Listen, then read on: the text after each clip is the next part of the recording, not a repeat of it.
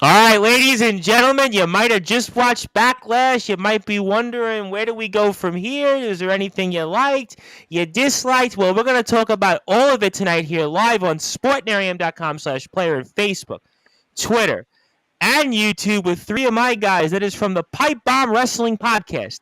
That is Chris Belcher and the young buck, Andy York, who is certainly growing out that hair. Maybe he's given a run here for a mullet here of a famous wrestling star or two from yesteryear. And also joined by us, he is the leader of Vector. He is one of the main men from WCE Wrestling Championship Entertainment. They just had a big show yesterday. They're coming off, and that is the new Messiah, Nicholas Crenton. And gentlemen, how are we doing tonight? Man, what a show. Doing good. Yeah. Doing good. Happy to be here. Thanks for having us on, man. Appreciate it. That crowd was insane. Yeah. Yeah, it was. I remember I was telling Andy after we recorded our podcast yesterday, I was telling him, because we were talking about the crowd, and I said, I recently went back and watched the last Puerto Rico pay-per-view, which was New Year's Revolution. Right? 2000, it was either 05 or 06, one of the two. And I just remember being enamored with that crowd, and I'm just so happy that this crowd lived up to that one. Anything you want to say, Nicholas Crenton, before I get to comments? Like you kind of wanted to say something there. Like, this crowd was on another level tonight. Like, there are a few matches that were great matches that I think the crowd elevated, and even like good to the okay, the good, like they elevated those matches to even higher standings. I think they for sure did. I think you're spot on. Let me ask you guys a question. I was thinking about this here before we run into the card. How did this crowd compare to the Montreal crowd at Elimination Chamber? I think they probably exceeded it because the scale was a lot bigger than Montreal. But I mean, we've been spoiled with fantastic crowds for the last couple of pay-per-views, especially for WWE. With WrestleMania had a good crowd, Montreal had a great crowd, Clash at the Castle had a great crowd. So I think we're getting spoiled with fantastic crowds, with the card kind of matching the crowd's energy.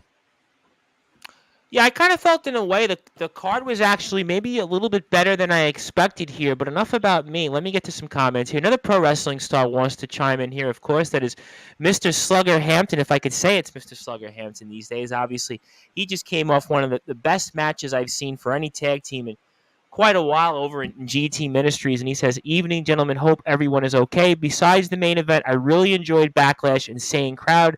Don't get me wrong, I enjoyed Cody versus Brock, but it was the usual short, repetitive Brock match." All right, let's go into it. I was going to go into it last, but what was your feelings on that match and the way it ended? And it was kind of predictable in a lot of ways. Nicholas Crenton, jump in because I see you want to talk.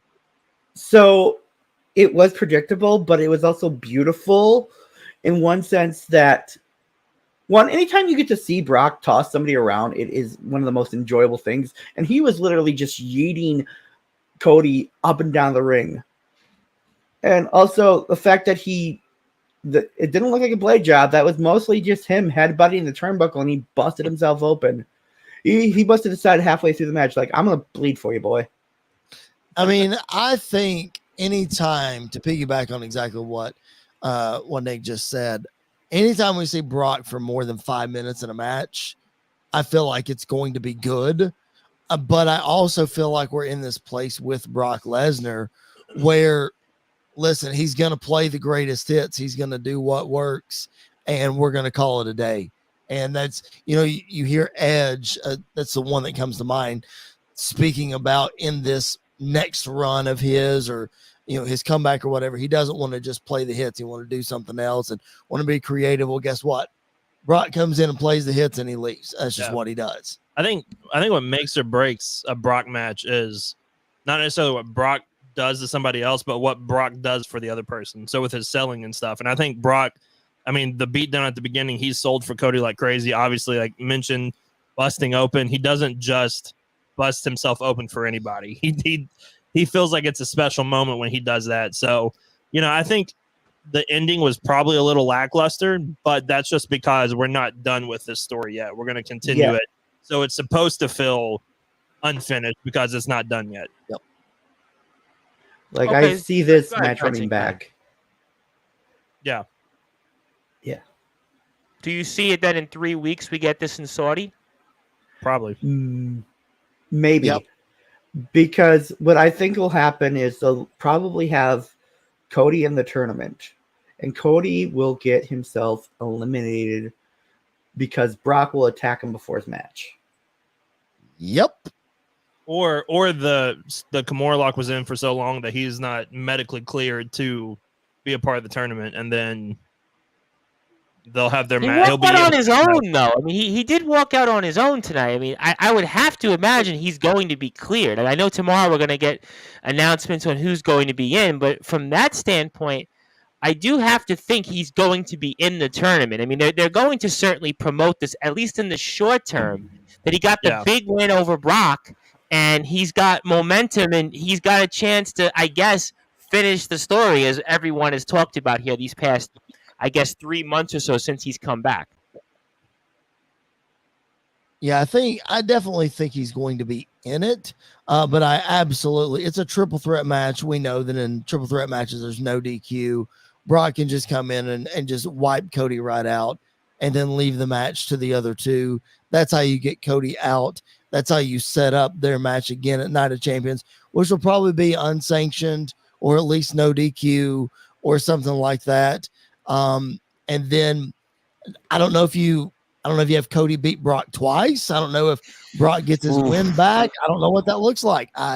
That'll be interesting. I mean, I think if they're going to elevate Cody to go back after Roman at some point, I feel like he has to beat Brock twice. I feel like he can't have a Brock fluke. Lesnar, though. I mean, we've talked about the fact that Brock plays the hits, and Brock certainly has his own things, and he's a free agent. I mean, you think Brock is going to lose back to Cody? I mean, Roman, it's one thing. He did it. He kind of did it for Bobby. That's true. Technically, though. So it's a big stretch, though. Big stretch to the young buck in New York. Big stretch there.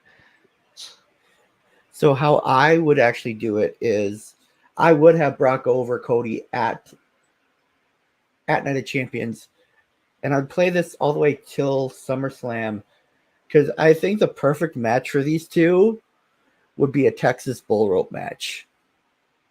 Yeah, but do you really think we're going to get a Texas Bull Rope match, though, in WWE? We haven't in a long time, and Cody would be the perfect person to do it.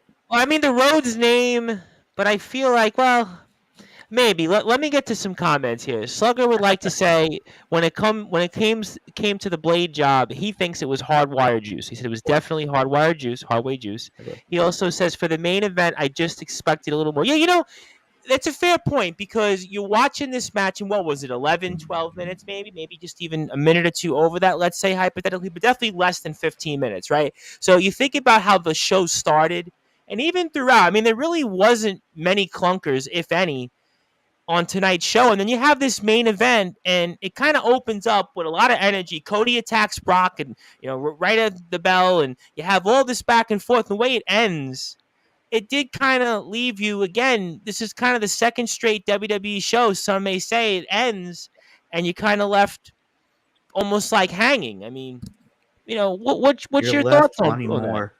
Exactly. What do you guys make of that? I mean, I think, part of it, like I said, is we haven't finished this with Brock, and I don't think you can have Cody just outright beat Brock and continue the story. But I also think because of how WrestleMania ended, and like everybody feels about how a lot of people feel about the ending of WrestleMania, you couldn't just have Brock come out and squash Cody either, because I don't think that elevates Cody or helps Cody, but it probably buries him even more. And so I think they kind of booked themselves into this situation with this match. But I feel like since we are heading to it again, you wanted to make sure that it ended in a way where you could still leave that story open to go after it if you want to do it at Night of Champions. I'm just doing a quick search here of Brock Lesnar matches.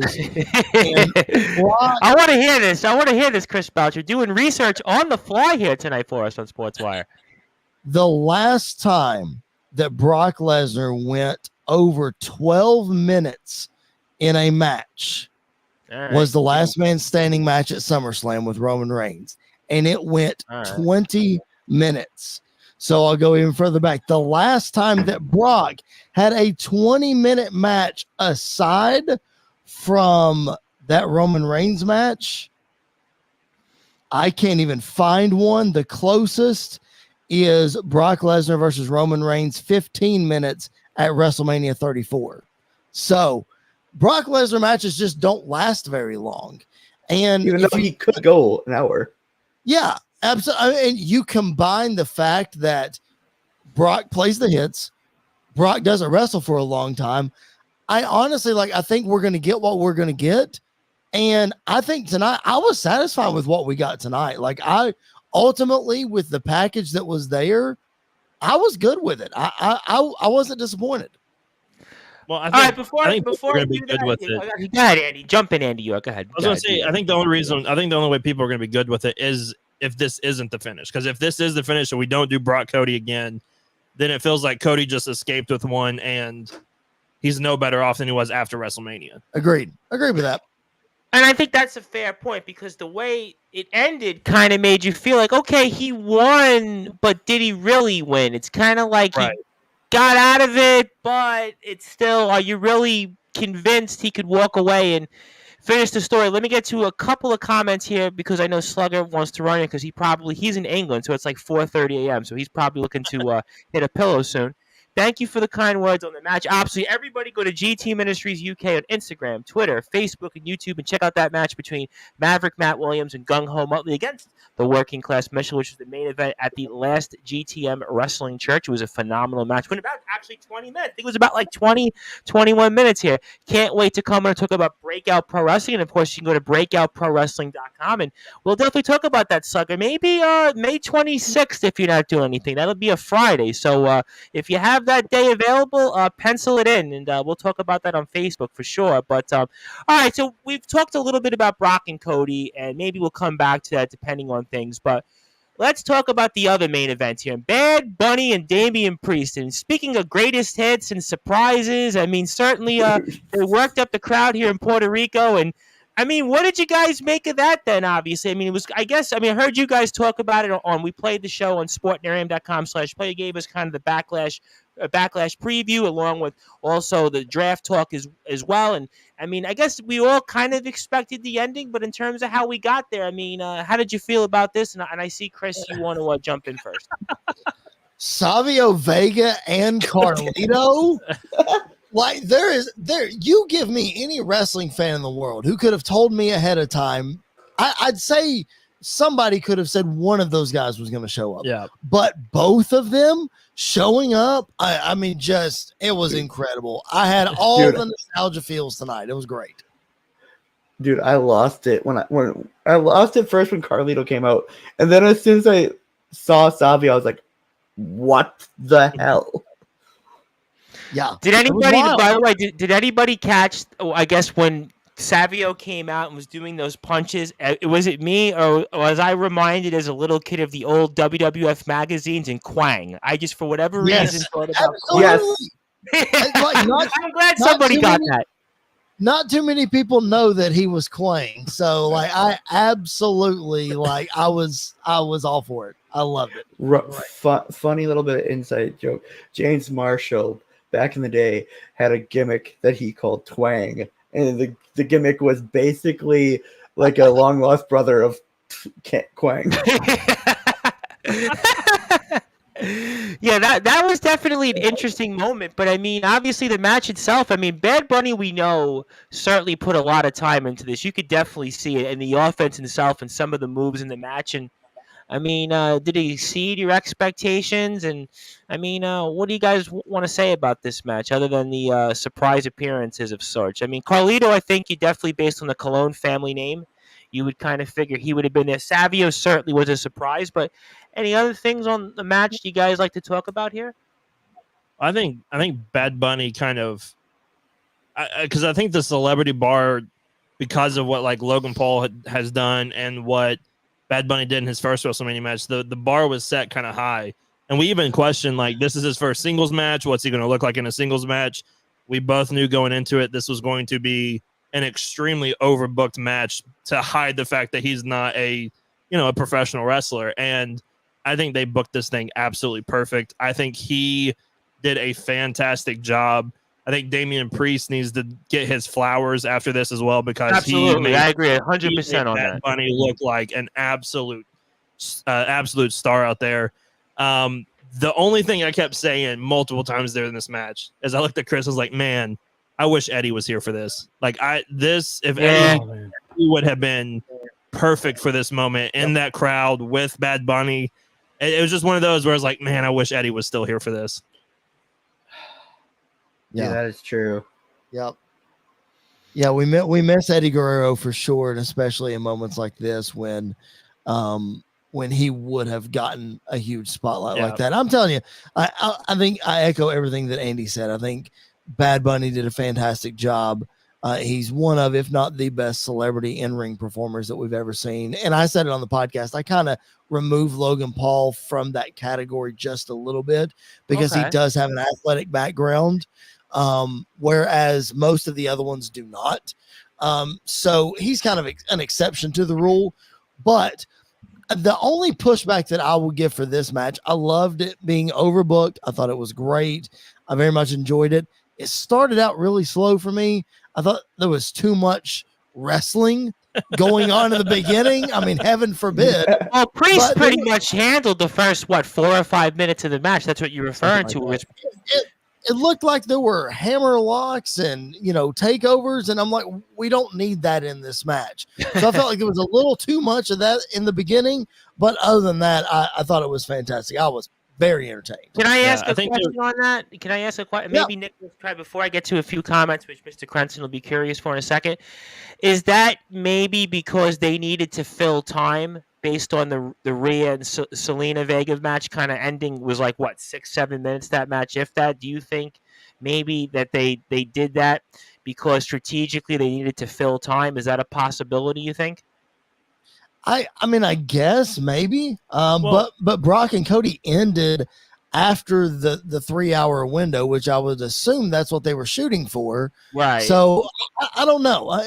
Maybe it was a thing where it was like, okay, Bad Bunny is showing that he can do this, or I don't know. It was strange. I got the feeling that they did that to, you didn't want to just start hot and heavy and then Bad Bunny get, tired really quick and get gas really quick. So they probably were building the anticipation of the bad guy beating up the good guy, all this other stuff. And then once Bad Bunny started going, this match really took off really, really quick. That's true. Then you had the big spots, and the shopping cart got a huge pop in my house. It was when he uncovered the shopping cart, that was wild. It was so good. So the one thing I liked about this match is I believe both Bad Bunny and Priest, their selling was on point tonight. How about the ankle with Damian Priest and the ankle? I mean, that was really great how he did that. Another thing, like you said, I get all the wrestling at the beginning. It was, to me, what it was is them playing the crowd. Yeah. They were just playing that crowd the entire match, and it worked perfectly because as soon as they got out there, they both knew they had the crowd in their hands. Oh, absolutely. Yeah. Well, listen, we expected that, though, right, with Bad Bunny. He's this global star, and he's in his backyard. Right, we had to think that we were going to see the crowd eat that up, no? Oh, yeah. I think part of the problem, or not part of the problem, but part of the reason why Brock Cody suffered so much is that the crowd was probably just exhausted after this match. This probably should have been the main event to send everybody home with to end it this way. Probably Absolutely. Would have made the card flow even smoother. It's funny you said that, the Young Buck Andy York, because we were talking on Friday on the Sportswire live show with Randy Dillon, who was supposed to join us, but unfortunately had a personal emergency. Certainly we wish Randy well, but we thought this was either going to be the opening match or the main event. And Crenson and I were speaking off the air, and we had the same conversation. So I guess I would have either put this match, like you said, as the main event, or I would have put this as the opener to kind of get the crowd really worked up, but they didn't do that. Oh, the opener. But the opener. Yeah, I was gonna say, I think the opener they chose was pretty good. Yeah. But I agree. The flow of this card was a little bit strange, I thought. Especially because everybody was so high up for this match, and then everybody was so high up for the 6-man. And then you had once we settled in with the Brock Cody thing, then it kind of drug on, not drug on, but maybe in the audience's eyes, they were tired. And then the ending came out of nowhere. So, but I echo, I think Bad Bunny should have gone on last. I think that would have made the most sense. Yeah, I think that's a fair point. And let me get to some comments here first. The IMF, the Iowa Midwestern Wrestling Federation, who I think Nicholas Crenson, you know a little bit about. They say, hello, gentlemen. Also, greetings from Omen Black, Mr. Crenson. I'm sure you're aware of Mr. Black. He is their world champion. Big shout out to our friends over at the IMF. Please follow them on Instagram and YouTube as well. They have a lot of subscribers, a lot of fans, and we'll have more coverage of the IMF very, very soon. Also, Mr. Black says, look who it is, Mr. Crenson. Billy Belcher, of course. Mr. B, we love Mr. B, as we affectionately call him on Sportswire here. Mr. Belcher, Chris, your father, says it's all about the money, and WWE knew the fans would eat it up. Well, they did. The fans definitely ate it up, and they were starving for wrestling. I mean, Crenson and I were speaking off the air, and it feels like that they were really starving for wrestling. It blows my mind, before I get to more comments, they had not been to Puerto Rico in almost 20 years. That just blows my mind with the history in Puerto Rico. And obviously, this individual you know very well, Mr. Crenson. He is the AIW World Champion, Mr. Adonis Felios, the Drip King. And Skull is another guy you know, Mr. very well, Mr. Crenson. I had to miss Backlash. We had a sold-out show for our EWF anniversary. Great stuff, Skull. So we're going to spoil it for you because we're going to talk all about it here on Sportswire Radio. While we do that, I want to give a couple of plugs here. First, let's follow our friends over at the Pipe Bomb Wrestling Podcast, Pipe Bomb Wrestling Podcast on Instagram. Also, Facebook, check the guys out. Also, PBW Podcast as well on Twitter, YouTube. They have a lot of subscribers out there. Go support them. And WCEHeat.com. WCE Heat on Facebook and YouTube. Wrestling Championship Entertainment have some big shows coming up. Vindication, I know, is coming up here toward the end of the month. We just had Dead or Alive. We just had a lot of shows here coming up here for this season that we're going to talk about on Sportswire Radio. So excited about all that. The new WCE show just came out yesterday, was released. So everybody go check it out. I am doing that tomorrow. So I'm looking forward to all of that here. So make sure you plug all of these great things and support our very good friends here, Nicholas Crenson, the Young Buck, Andy York, who I'm digging in the long hair from, and Chris Belcher, of course, and we are talking all things related here to WWE Backlash. So let's go into it really sounds like, hang on, Tom, I don't mean to interrupt. It really sounds like you need to grow the chaps as well, so that you and Tom can be twins. Like, that would be great. We'll start on tag. I would appreciate that because it was funny, real quick, and people will chuckle about this. I saw Guardians of the Galaxy Volume 3 yesterday, and I come out of the theater, and I take my 3D glasses off, and some guy like wants to shake my hand, and I'm like, do I know you? And I think he was like motioning at the mutton chop. So my advice to Andy York would be, if you want random people to stop you, grow them out. But if you don't want that, you're freaked out by it, I would say keep the way you look right now. So that would be my advice. So I occasionally get random people just stop and say, how is this? What is this like? So, but that's here nor there. We'll come back to another time. But let's talk about the opening match here. Bianca Belair and Io Sky. I mean, what a match here. And Nicholas Crenson, I know you are chomping at the bits to talk about the Pipe Bomb Wrestling, guys. And give me your thoughts, because I know you have a lot of them, because you were talking to me off the air throughout the match. So go ahead. This match was the perfect opener for this show. Like, the crowd was nuts. Everything they did, there was in sync. Even the little like mishap with the grill press looked great. And not only that, like, Io shined. Bianca got her retain, but also the fact that Io is going to get the title. She is going to be the next champion. I think so, but the way it left off, though, I mean, I think this damage control situation still has some issues to sort out here. Yes, that's one thing. But Io is going to either end up with a SmackDown or Raw title at some point in the next year here, because she is so good in the ring, selling, her athleticism, her just crowd work in general. She played that crowd perfectly, and so did Bianca. And it's like so weird seeing Bianca have to kind of be a little bit of heelish. Yeah, it was. You know what it reminded me of? It almost reminded me of like Cena. Remember when Cena would be in those spots and he was a face, but the crowd was kind of against him, and it was almost that crowd kind of wanted to see a title change there. And even with the interference, at the end didn't hurt the match. Like, it didn't hurt the match. It kind of helped the match a little bit, protected both Io and Bianca. And honestly, like I said, I think this might be a candidate to be the first women's match to get 5 stars. Well, you know what? I mean, we'll let these guys talk about that here. Chris Belcher and Andy York. I mean, that's some high praise there from Mr. Crenson. Certainly, Mr. Meltzer has his opinions. I'm sure we'll hear about them, I'm sure, tomorrow and throughout the week. But, I mean, what was your impressions of this match? I think it was a great match, though. There's no question that this match, I was definitely surprised it was the opening match, unless I was missing something here. But it definitely, I have to say, it did exceed my expectations in a way. And, I mean, what did you guys think about it? Io needed a match like this to remind everybody how good she is.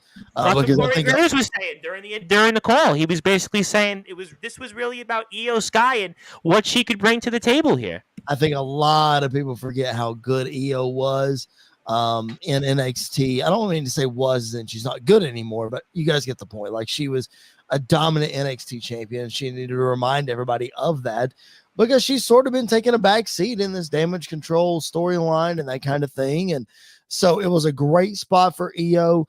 Bianca, I've been vocal about not being a Bianca fan. You were on the last show we played on Sportswire, you basically aired your grievances about that. That was the last one you sent me, by the way. She just continues to get better and better, and you can tell that she works hard, and you can tell that she cares about what she's doing. She's one of these people that didn't grow up in the wrestling business. She's had to learn it. You've only been in it like 6 years, I think, right? About 6 years or so, give or take. Something like that, yeah. But she is coming into her own. And speaking of John Cena, I mean, she continues to prove why she is the female John Cena and why she is in the spot that she's in now, the longest reigning women's champion of all time.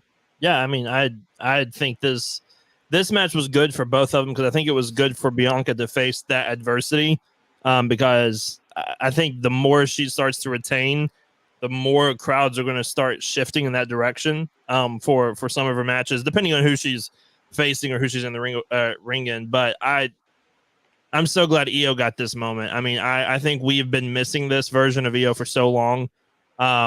She proved once again why she is one of the best women's wrestlers in the world right now, when she's allowed to do what she's allowed to do. She has the best moonsault in wrestling right now, and she has the best moonsault in the history. Probably, she probably does. It's a thing of beauty. And I think it was really good to see both of them get their shine, while also adding more intrigue to the Damage Control story of how long are they going to stay together, when are they going to turn on Bayley, what's going to happen then and there. And I agree. I think Io is going to be, I don't know if she's going to be a champion within the next year or so, but I do think we're going to see her with the SmackDown and Raw Women's Champion at a championship at some point. And when that happens, I need to see a feud between her and Asuka, like, tomorrow. Yes, agreed. I mean, so then let's talk about it. So how long does Damage Control stay together then? This is yet another match where they fall short, and we saw a couple of times they try to interfere there to give Io the upper hand, and obviously it backfires. So, I mean, how much longer are we going to see Damage Control? I don't know. Like, they were all drafted to the same brand, which obviously that makes sense if you're furthering the story. I don't know. Like, we saw the seeds get planted, Tom, like you mentioned, even before WrestleMania, the seeds were planted, and now we continue tonight with the seeds being planted. And I don't know. I think it's time to split them up. Io again has proven that she has the chops to be able to do it on her own. We need to see if Dakota can, which we know Dakota can hold her own, but I think we need to see that to solidify that the fans are going to accept them apart rather than being together.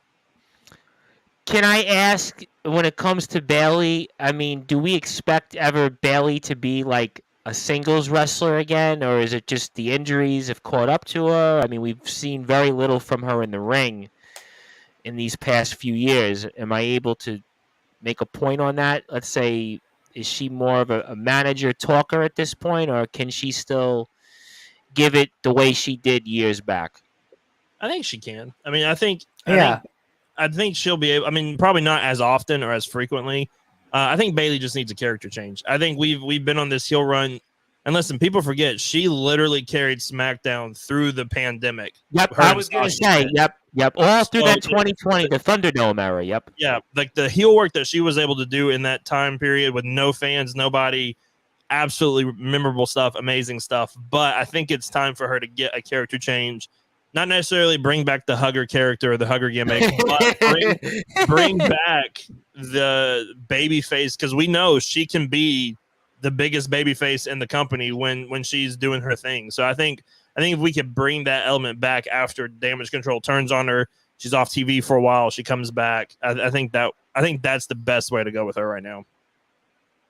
All right, let me get to a couple of comments here. Omen Black likes to say they won't last much longer. Same with the Bloodline. I'm going to get to the Bloodline next. That's who I'm going to next. Omen Black also wants to say, if you need a champion on the air, let me know. Sorry, Nicholas Crenton. We'll save that championship dig for another day. But if you obviously want to be great, the house always holds their hand out. Well, the House of Wolves and the IMF certainly have most of the gold.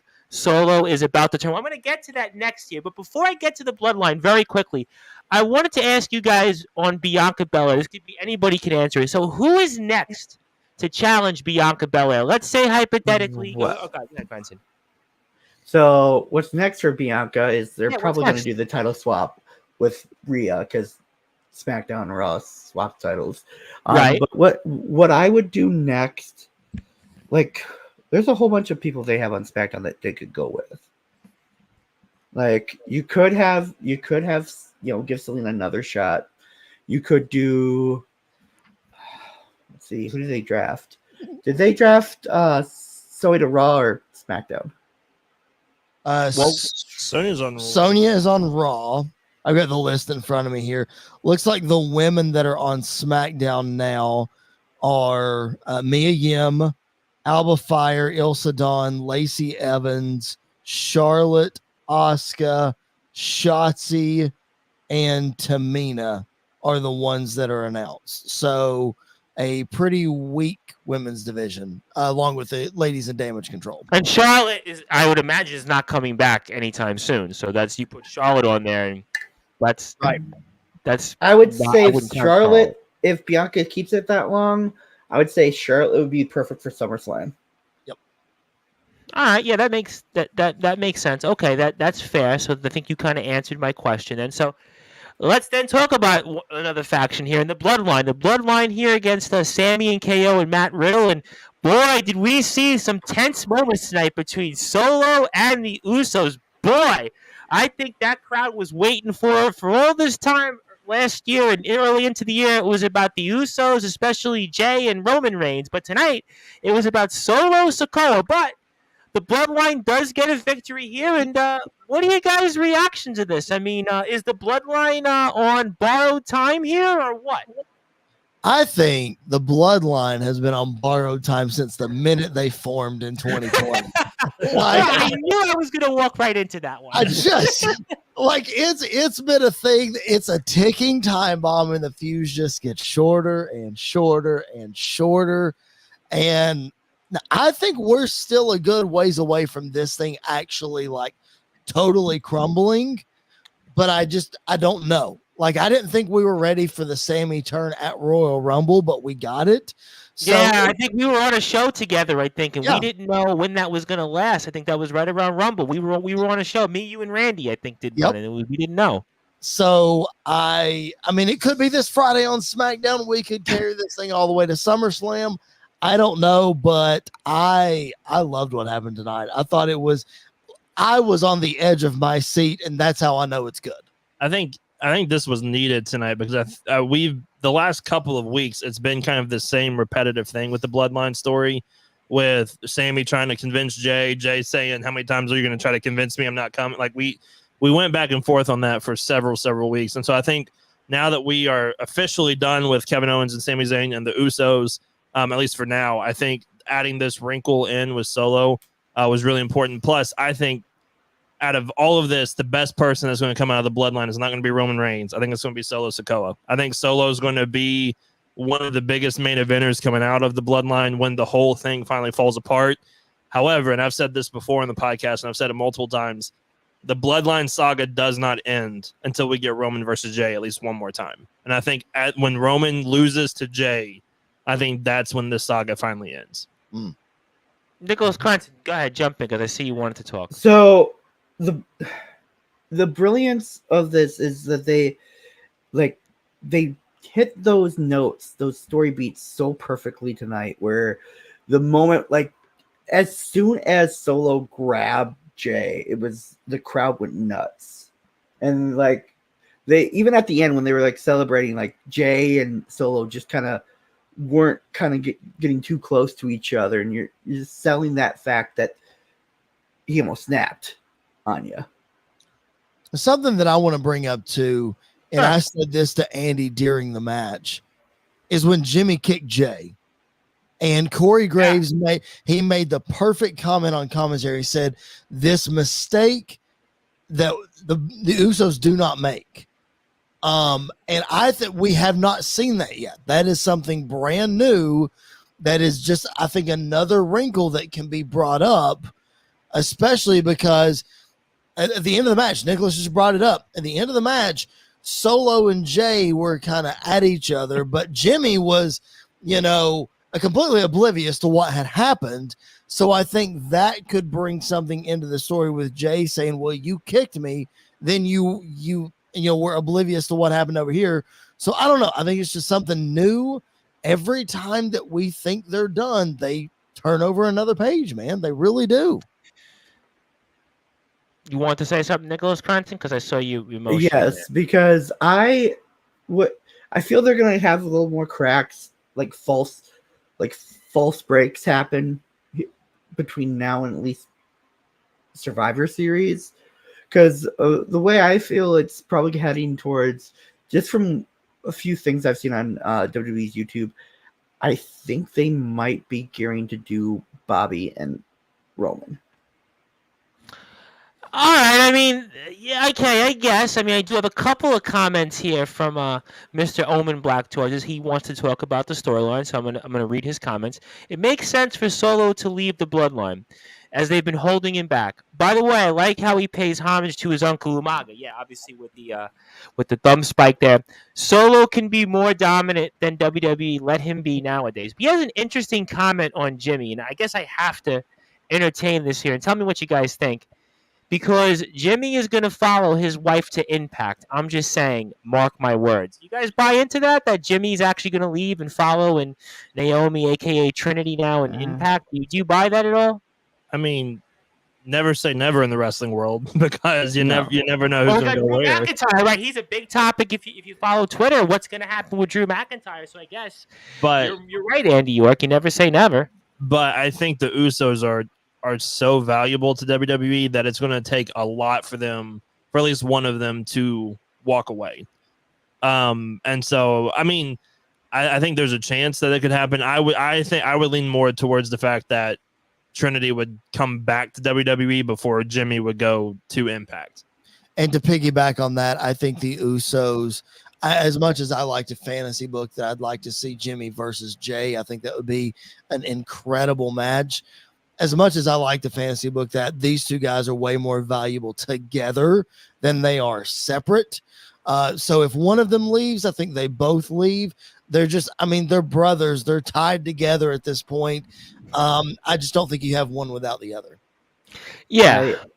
I agree with that. Plus, look at it this way. I see them money off. Like, they probably would entertain bigger money offers. I don't see them going to like Impact. Like, I could see them going to New Japan or even AEW. And I think it more would come down to them feeling that they have done everything they could in WWE. Yeah, I don't know. I listened to an interview that Roman did. I guess it was right after WrestleMania. And he had talked about the fact that his family and how it's a big deal that they both main evented, himself and the Usos, night 1 and 2 in WrestleMania. And he feels that the family name has been lifted so much by WWE. And I kind of feel like after hearing some of those words, now, like you said, never say never, and maybe Omen Black is onto something. Who knows, right? I mean, you can't count anything out. But I would say at the moment, I don't think that's going to happen, but I am so curious to see what happens with Heyman and Roman eventually when he comes back here in this whole dynamic with the bloodline here and the Usos and Solo. God, jump in. So, do we think that the Usos are going to get the new SmackDown tag titles when they make them? I hope not, because I feel like that would just kind of undermine the whole story going into WrestleMania 39. Good. I mean, I don't know of any other tag teams right now on SmackDown off the top of my head, but I feel like they need their story right now is bigger than winning titles, Right. more than anything else at this point. Right now, actually, thinking about it, SmackDown, the two teams that really come to mind for SmackDown tag titles when they eventually do that is Imperium and the Street Profits. And I think a dark horse you can throw in there is Anderson and Gallows. Yeah. Now that AJ's back. That's a good one. You know, with AJ back, maybe they finally get pushed up a little bit. Mia Yim. Yeah, I mean, that would make sense. They really haven't had in this run since they've come back much of anything. Maybe you push them back up. Imperium, I think, is a logical choice. Street Profits. I keep thinking though that the Street Profits are eventually going to break up. I just, for whatever reason, I feel like we kind of got a little bit of a tease about that a few months ago. So like, but I see the point from Nicholas Cranson. But yeah, I mean, Anderson and Gallows would make sense. But I don't know. I don't know. To backpedal on the fact that, the Street Profits picking up, I think one thing WWE's kind of learned with the New Day is you don't need to break people up to have single stars. Fair, but New Day though. But I would point out this one difference between New Day and Street Profits: the three of them have all had success on their own. The Street Profits really haven't had any success on the main roster. But I think to Nicholas's point though, you don't have to break them up to have that success. I think Montez Ford came out of the Elimination Chamber arguably the brightest star in that match. Absolutely. And Dawkins could hold his own as well. So I don't think you have to break them up to have success. But Tom, I do see your point that we don't know what that is yet. So how does testing the waters look? So I see your point. All right, we'll certainly see. Few minutes here, I'll give a thought on Rhea and Selena Vega. That crowd was certainly hot for Selena. I mean, what was your thoughts on this match? I guess it was about 7 minutes. That match was about 7, maybe. I think so, something like that.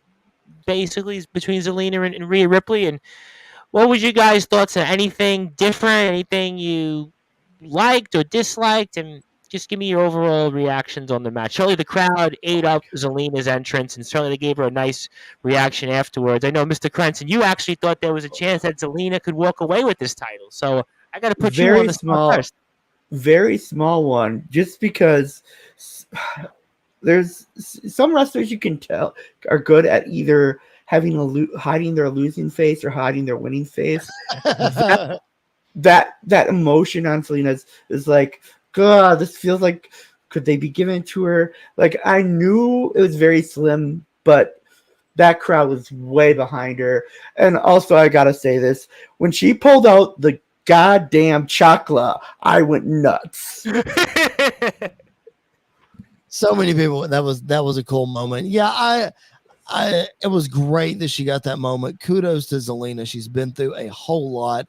For those of you who are listening or watching or might even be on the show and don't know her personal story, that's one I highly recommend that you go look up, because to see that personal story come together in this moment tonight, and regardless if she was going to go in a winner or a loser, she came out on top tonight with that crowd reaction. I'm so glad that the ovation that she got, we actually got to see on camera, that wasn't just for the audience there, but the match itself was what it needed to be. Rhea Ripley just continuing to show her dominance, also while spotlighting a hometown hero in Zelina Vega.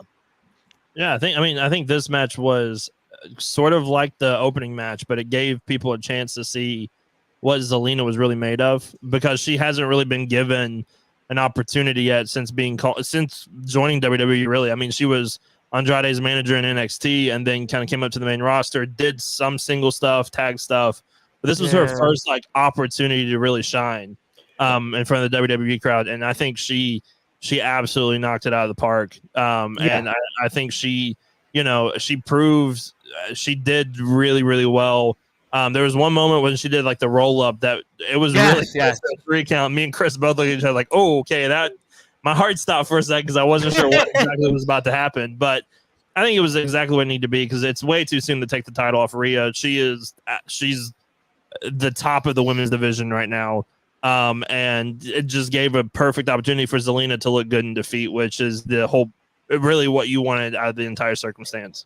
Let me ask you one follow-up question on Rhea Ripley, not necessarily about Rhea Ripley. I think you guys might know where I'm going to go with this. So obviously we saw that Priest loses tonight. We saw the Judgment Day obviously get their rear ends handed to them with all the surprises and the LWO. And I have to ask then, obviously the question everybody's kind of wondering here, speaking of groups, and how much longer is Rhea going to be with Judgment Day? I said that they needed to just go ahead and take her out after WrestleMania. Right after WrestleMania, exactly. That's we what spoke about that here. That's what I thought. But I think going back to the Street Profits conversation, I don't think you necessarily have to break them up just as much as try to keep her as separate as possible. I don't know how well you're going to be able to do that, but I think she should be gone anyway. Well, she's on another level, though, compared to them at this point. It's pretty apparent. So I'll say this. The person that I feel is going to be the first to break away from the Judgment Day is actually Dominic. Well, you tell everybody on the air, Chris Belcher and Andy, I want you to hear this because Nicholas Crenson, yesterday you said something which I want people to hear on air, listening to this, whoever it might be. Tell me, and everyone else what you said last night off the air about what you think about Dominic Mysterio. I'm putting you on the spot now that you've actually opened it up. He might just be the best heel in wrestling right now. And something else you said about a next future world champion. Go ahead. I not necessarily give him the belt, but hell, I would make him be at least one of the finalists or at least get to a certain point in the tournament. I put him in that tournament. And what do you guys make of that?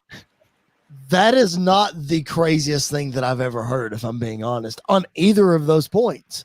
I'm not going to say I think he's the most hated wrestler right now, but I don't think that makes him the best heel in wrestling right now. I'm glad you said that because that was exactly in the back of my head. I keep saying about Dominic. I can see that. Is he really hated or is it Xbox sucks territory? They just want to say Xbox sucks. I don't know yet. I honestly don't know. I think it was that until the WrestleMania match with Ray, and then people were like, "Oh, he's not." I mean, he can go when he's in there with the right person. I think we love to hate Dominic. We love to boo Dominic. It's not one of those like, oh, it's the cool guy. Like, then when he says something, when you take him away from his father, but when you take him away from attacking Ray, will the fans feel that same way? That's my question. I don't know that answer. But I think it's just become the thing now. When Dominic tries to speak, the crowd just wants to boo louder than he can speak. I think that's become the thing that has happened from time to time. Going back to the Rhea thing though. I don't really think you can split up Rhea and Dominic right now. Like, I think they're at the point where they work really well together because it's so different than anything we've ever seen before. And the fact that Dominic is the one that's hiding behind Rhea. And like a couple weeks ago when Rhea went face to face with Solo, in the back of my mind, I was like, now I really want to see Rhea Ripley versus Solo Sikoa in a match. It would beat the crap out of each other. Like, I want to see that. And I think that works so well. And part of the reason why people hate Dominic so much is because they love Rhea Ripley so much and they don't understand why she is with him. And it's this whole dynamic that I don't really think you can tear apart right now. Plus, there's the rumor right now with apparently they want to add JD McDonough to the Judgment Day. Which I'm not against that. I think he would fit in. That's not terrible. No, it's not a horrible idea. So I kind of want to point out the irony that both of Finn Balor's students are now on Raw with him. Okay. That's a good point. So let me ask this. Let's go with the narrative that JD McDonough is going to be added to the Judgment Day. Let's just say that Monday that happens. So, Tom, you brought up the point, how long does Rhea stay with Judgment Day?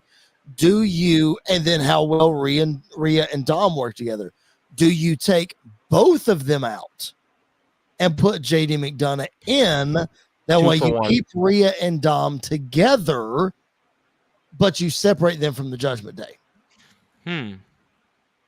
I think they can. I mean, I think they can all stay together and be a part of the Judgment Day, but Rhea and Dom are kind of off doing their own thing until the story calls for all of them to be together. All of them to be back together.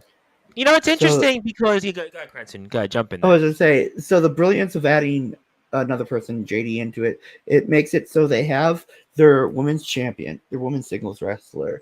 They have a tag team now. They have somebody to go after Intercontinental and somebody to go after the world.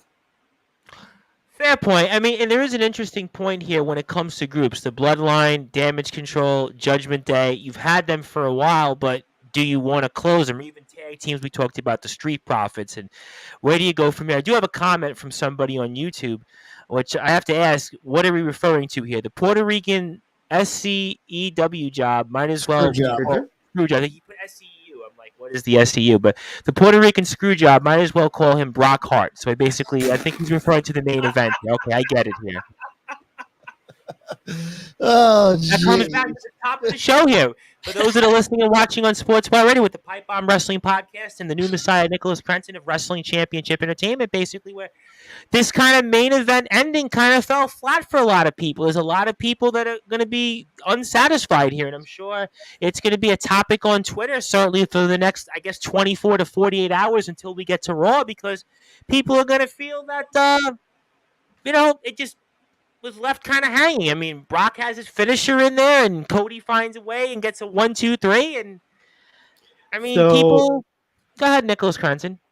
So the one thing about that I will say is the fact that they never have had anybody pin Brock out of the Kimura. Right. They've never done that before. I don't think so. No.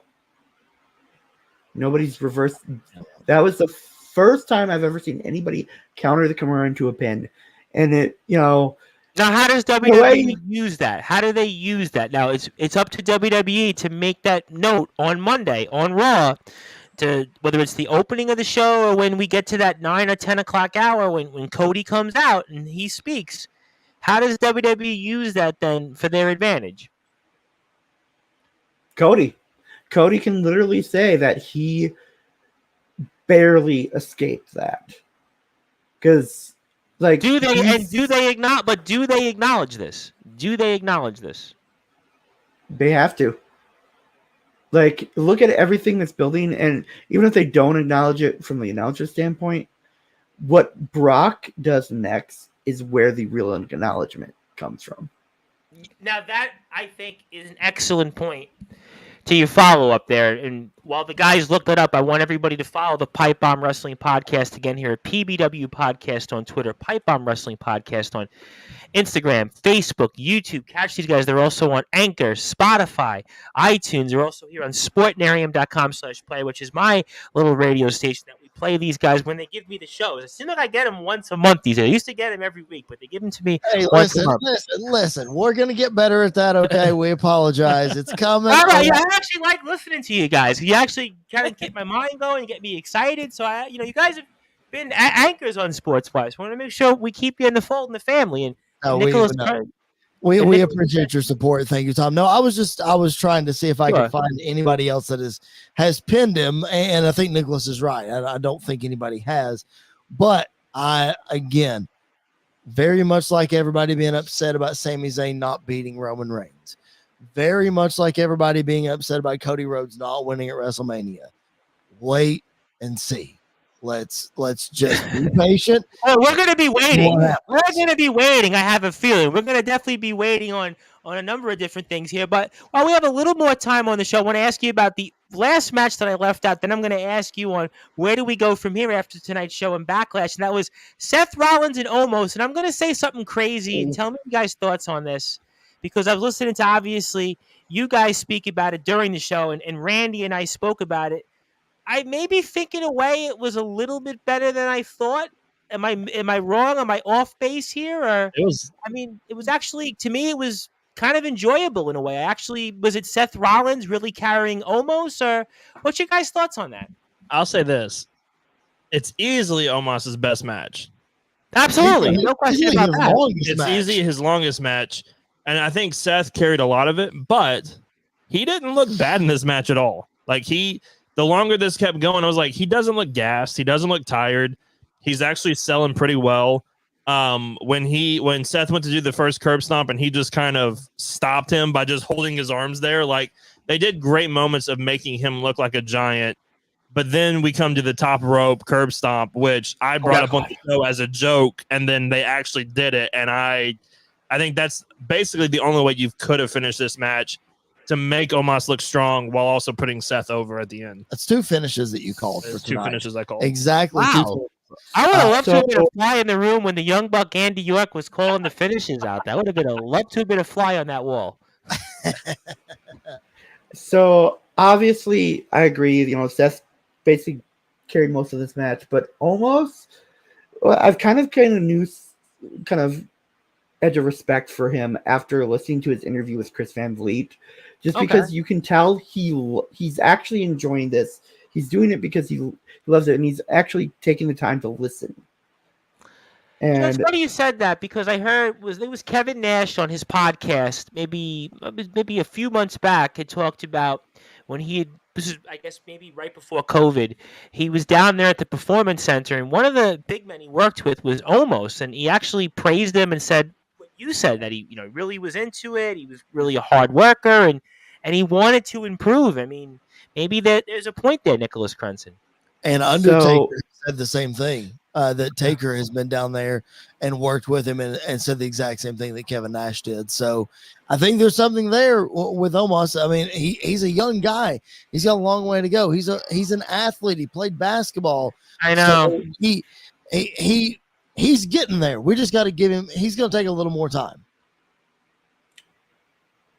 Yeah, I mean, I guess, we were speaking about this last night, myself and Randy, and obviously Randy really was not high on him. But, I mean, after a match like this, Seth, I think we know where he's going to position himself in. I get that. So, Seth, I don't think we have anything to worry about. I think the match was correct in terms of the finish. But where do you go with a guy like this? Obviously, he's paired with MVP, but he hasn't really had many wins of note. So, I mean, go ahead, Crenson, talk to me. I have suddenly gotten the urge that I, for some reason, want to see Omos challenge Gunther. Oh, But how does that work? Oh, Oh man, I don't know about that. I mean, I think it would be. How does that work right now? How does that work? Tell me how that works. the prospect of it and just seeing those two guys in the ring together is, I mean, it's a draw that will sell for sure. Like the picture of those two dudes standing in the ring together for sure. I don't see him being the one to end Gunther's reign. Oh no. And two, but if Vince McMahon's back in power, as some talk about on the internet, I mean, that is a Vince McMahon kind of move. That is definitely a Vince McMahon kind of move, but it's also a Vince McMahon move to have Omos beat Seth tonight as well. So I was thinking the same thing. I was thinking that Triple H is giving him like, okay, we'll put Omos on the show, but he's going to lose the Brock. He may lose the Gunther down the line. I think that would work really well. I think the thing with Gunther is he works better with guys like Drew and Sheamus who hit him harder. If that makes any sense at all, the harder he gets hit, the better he works. And while Omos is huge and strong and can do all this other stuff, it's not really at that level that Gunther is at, and as believable as what Gunther does. I think that's where you really kind of get a chance to showcase what Omos could possibly do, is pairing him with Gunther, because I think he could bring something out and help. I think it would help Omos more than it would help Gunther, because like he is just he has brought out some of the best matches in everybody he's faced so far. Absolutely. Listen, Braun Strowman, Sheamus, Drew McIntyre, Ricochet, no question about that. Before I ask you guys on one more match, which I know I'll get the answer to, then I'll ask you, where do we go from here? Matthew Nolan tunes in, says Seth should win the title, and he feels that Cody should not win the new world belt. No. Agreed and agreed. If Cody wins it, it is nothing more than a consolation prize. Cody literally needs to win the next Royal Rumble and beat Roman at 40. All right. Well, we'll have to find out. And I guess Austin Theory, we expected pretty much the way he retained the title there. We all expected that outcome pretty much between him, Bobby, and Bronson Reed. That is the second finish that the Young Buck called of the night. I knew somebody was calling him out of the ring and pin. Yeah, that's exactly how he won the title at Survivor Series against Bobby and Seth. Was the same exact way. So keeps Bobby okay if you're gonna go where Crenton would like to go with him and Roman because Bobby doesn't take the L. Yep. Yeah, but I'm also going to ask: did you also call the moonsault from? I did not.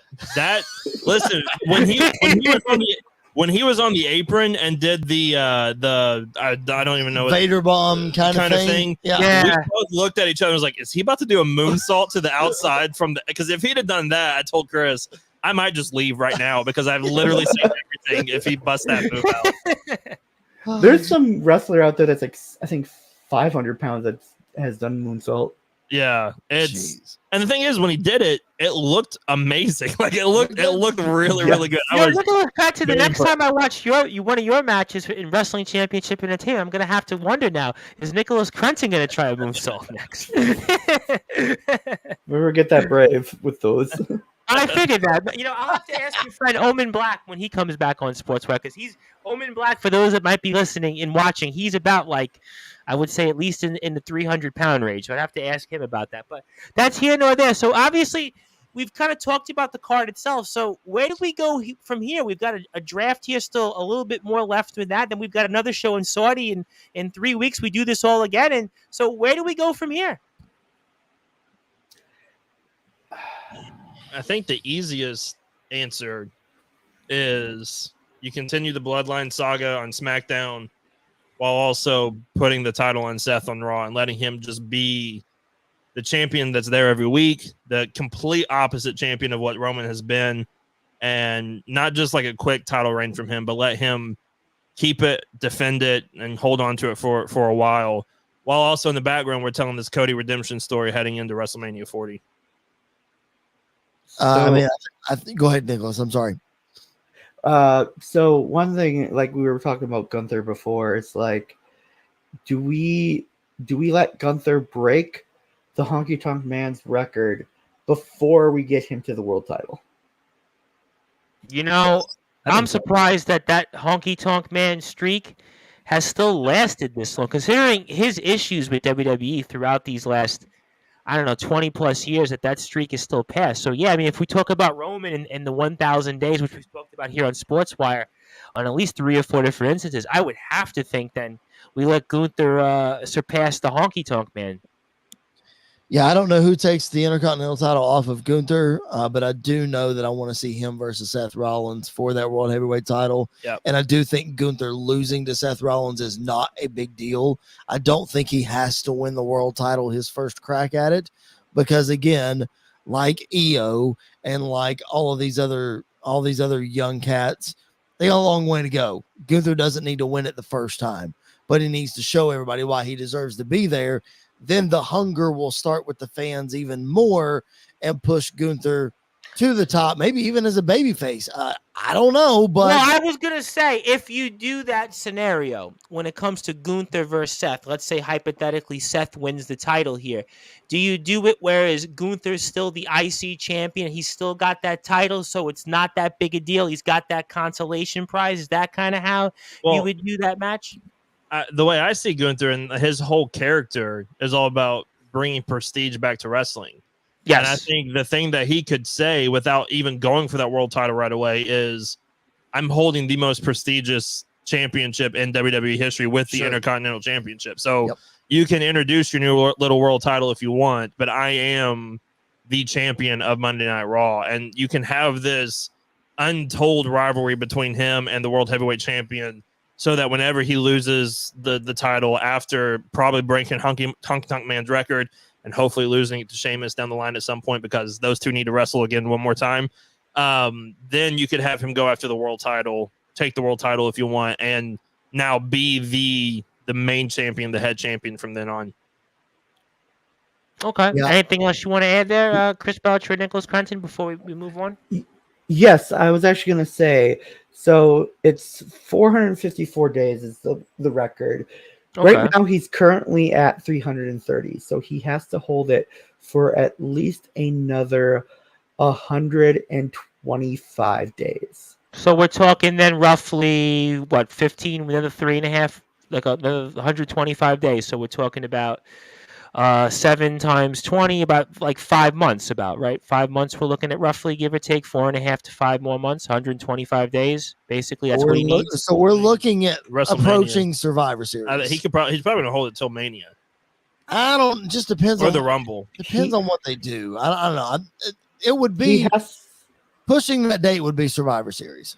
125 days brings us up to basically like October-ish. So that would mean your point Survivor Series, he would keep it through at least. Go ahead, Crenton. So to get to that milestone, he has to hold the title until Friday, September 8th. Okay, so we have 4 months. Okay. 4 months. I think it's doable. Who else is out there? I don't see anybody on the Raw roster right now that's believable enough to beat him. That's not going to be in that world title picture right now as well. Yeah, I don't see an NXT person. I think it's too soon. I mean, you can bring up Dragunov again and let them go back at it for that. That's actually what I would do. I would have Dragunov bring him up right away and then put the IC title on him. But you could call him up, have him build him up for a couple months, and then have him take the title off of him. It will be interesting to see how we get there with Gunther. I'm on the train with Cody heading back to the, finishing the story with Roman Reigns. I do think that he doesn't necessarily need to win the Rumble. Rather, he needs to win Money in the Bank, and give him that. And since he's on separate brands, that's an easy way for him just to say, I'm crossing over. I'm going to Roman. I don't think Seth is necessarily a lock to win this world title. But if he's not, you better have a really good backup plan, because a lot of people are not going to be happy about it. So I got one more before I get to closing thoughts. I have one more point on Gunther, and this is a big if. This is a major if. And again, I know everybody reads the internet here, so I'm going to say this kind of with an asterisk. Let's say, hypothetically, Drew McIntyre stays in WWE. Would that be the guy that could take the IC title to rebuild him back up into the main event and get him there? Or am I kind of off base here because of the contract situation? That's kind of my big if on anybody that could take a title away from Gunther. Anybody have a thought on that? I know it's a big asterisk. I think off the top of my head, he's probably the only one, other than maybe Sheamus, that you could, I would reasonably do that with. But I think Drew needs to be built up to get to that IC title before just throwing him back in there with Gunther. I think he needs 1 or 2 feuds to then build back to that spot, rather than just kind of throwing him in there as not a consolation, but hey, you re-sign with us, go out there and get this now. But I also see Drew in the world title picture right away as well, and then maybe he doesn't win that, then he goes after Gunther at some point down the line. I'll tell you what. I'll give you one. Okay. I'll give you 2 actually. Give me 2. If he's not in the world title feud, I would like to see Finn Balor and Gunther. Yeah, I think Randy Dillon mentioned him, not this week, but last week on Sportswire. That was the name he liked to see, Finn Balor. That's a good one. The second one that I will give you is Cody Rhodes. Yeah, but you want to listen. But you have been on the Cody train. I've listened to some shows when you give it to us. Not often. You've wanted Cody with this title here for a while, so I know you have been Cody all the way. You have been a big Cody supporter. I don't think there's any reason why that Cody versus Gunther, which we all know is a feud we want to see. Mm-hmm. I don't see any reason why it has to be for the world title. It could be for the Intercontinental title. I don't see a problem with that. The reason why I would say it needs to be for a world title is because when they both faced each other last time, It was to get to that main event spot for the world title. That's true. Good point. So I think you build that up. Plus, with this whole Cody thing, I really think, especially with how WrestleMania ended, Cody's focus should be on Roman Reigns and Roman Reigns alone. He should not challenge for the IC title. I just want any other championship other than that world title right now. So I got a few looking at the Raw roster here. Well, give it to us, Crenson. Give it. Okay, so some really good title defenses we could do here. I already said almost, but he's a free agent. But you could do Bronson Reed. I would like that. You could do him and JD McDonough. You can do Finn Balor. You could do him and Gargano. You could, there's so many people on the roster that would work. Is Gargano hurt? Right now, I think he is, but I think it's like a minor injury. I'll give you a name nobody's mentioned. That would be really interesting and a lot of fun, but also would have me extremely worried at the same time. And that would be Gunther and Logan Paul. I knew you were going there. You know what? I knew you were going there with that. I mean, listen, we all know Logan Paul is going to win a championship in WWE at some point down the line. If he's the guy that takes the title, though, I mean, the internet would break. It would break. I personally would rather see Logan and Jake come together and go after the tag titles. I think that would be hilarious to watch the world burn from that point of view. I would say, though, that Vince is in charge again if they do that. Listen, that's how you know Vince is in charge. If Logan Paul is the guy that takes the title from Gunther. Listen, and I just said a few. I don't want Logan Paul to do it, but I think it would be very interesting to see those two guys go at it for the IC title. You know what match I just thought of or two matches I just thought of that would be great for the IC title? Sure. Gunther versus Chad Gable and Gunther versus Otis. Otis would be fun. Would be fun. I don't know if Gable to me is believable on the card, though. Oh, I think you could build up Gable. Listen, we all want to see Chad Gable in some sort of big spot. I want to see Chad Gable with the world title. Well, I'm not going to say that. Listen, I said it. I said it after the Sami Zayn thing. I think Chad Gable is going to be in a world title picture by the end of this year, maybe the beginning of next year. I know. All right, well, listen, we'll certainly see. We have a lot of questions that we'll certainly need answers for, and we'll try to get them here in the coming weeks on Sportswire Radio. Certainly, the Pipe Bomb Wrestling Podcast will be a part of it. Nicholas Krentz has got his own questions that we're going to ask him on Sportswire, I'm sure, in the next week or two. And he does his usual spot here for Wrestling Championship Entertainment. But let's get to some closing thoughts here, because obviously we spoke a lot tonight, and people certainly, I know, I want to digest what we've said. So I'm going to go first here with the Pipe Bomb Wrestling Podcast guys with closing thoughts, and the Young Buck Andy York and Chris Belcher. And hopefully maybe we do this again in 3 weeks. Hopefully a Memorial Day weekend we can talk about the Saudi recap show. We'll see there, but want to give you guys some closing thoughts. I really appreciate the setup here. Different setup from the last time I saw you guys. It was in a hotel setup, I think, when we went to the last show. So well, I was flying across the world doing the WrestleMania. Yeah, I know. I understand. No, trust me, I understand. But I want to give you guys closing thoughts. Please, anything you want to promote, Pipe Bomb Wrestling Podcast, anything we should know about the show that's on the way, and the floor is yours, guys. Yeah, I guess I'll steer the ship first. First of all, Tom, we always appreciate your time. We always appreciate your support. And we thank you for playing us on Sportswire Radio when we send you the show. We appreciate that very much. I did appreciate the plug this week, though. I thank you for the plug. I did hear the plug today. Absolutely. No, we plug you all the time, even if you don't hear it. Okay. But no, in all seriousness, follow us at PBW Podcast. We do a current product show every single week. Comes out on Fridays. We do a fantasy booking show every single Tuesday. It's on a separate feed. It's called the Pipe Bomb Wrestling Federation. If you want to get into our heads and how we think as wrestling fans, it's a lot of fun. Go check that out. And again, like I said, follow us at PBW Podcast. Andy and I mean, shoot, man, we always say it all the time that we always feel like that there are pay-per-views that don't get built well, and then we come out of the pay-per-view and we're like, man, I was just so entertained by that pay-per-view. And tonight is no exception. I think exactly. It's a fantastic show.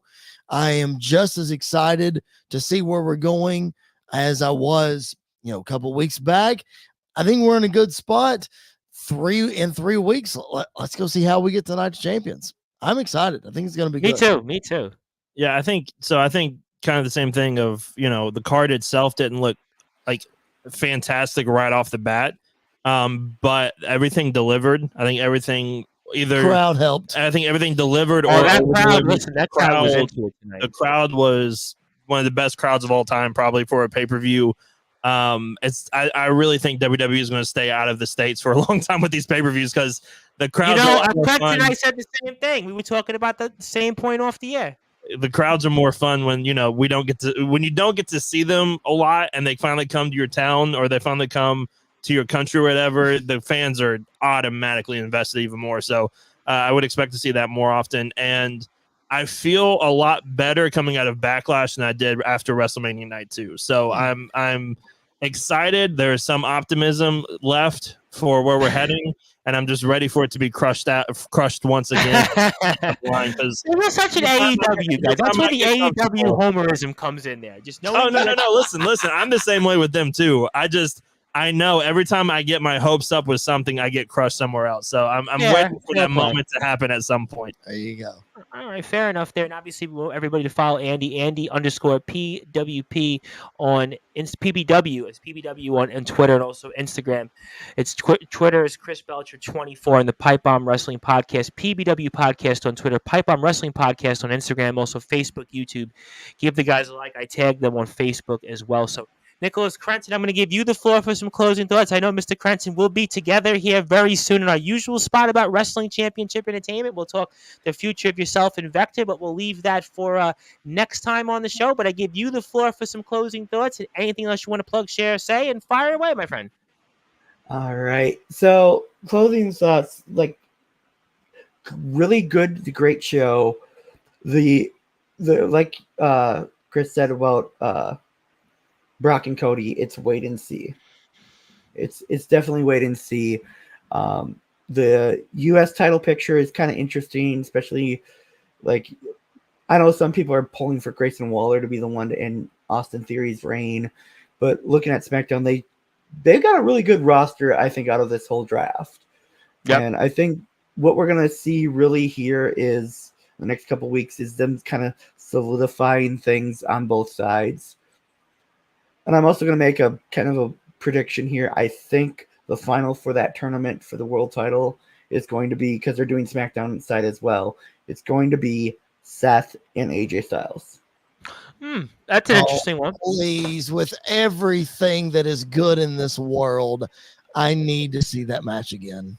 Please. If the wrestling gods certainly have their way, and Vince McMahon doesn't have the pen, and that's still mind-boggling to me that he would even have the pen. But that's a different point for a different discussion at a different time. It's late, I know, so we'll definitely, I'm sure, talk about that again. But obviously, Mr. Crenson, certainly thank you as always. And everybody can follow Wrestling Championship Entertainment at WCEHeat.com.